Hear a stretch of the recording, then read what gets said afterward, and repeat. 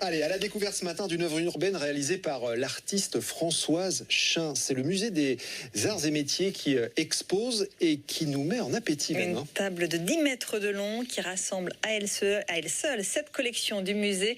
Ségia Kanouté et Gauthier Duchesne ont pris place. Ici, c'est le montgolfière de Théo. Il se trouve dans le musée, donc c'est Théo qui l'a choisi, il l'a fait.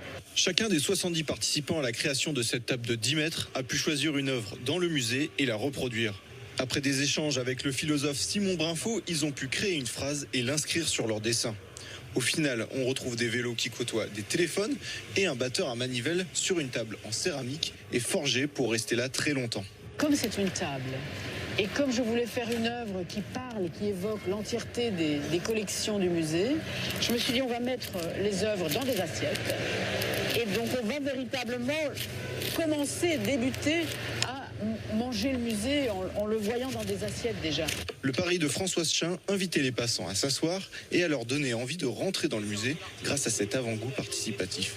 Défi réussi pour l'artiste, les Parisiens apprécient le côté pratique de l'œuvre. Je viens sur Paris pour le boulot et que je trouve un endroit pour manger et c'est quand même sérieusement pratique plutôt que d'aller au centre Pompidou et de manger sur un petit coin de pavé. L'installation ne se suffira pas elle-même puisque des ateliers autour de la philosophie, de la cuisine ou encore de la danse seront organisés dès cette semaine.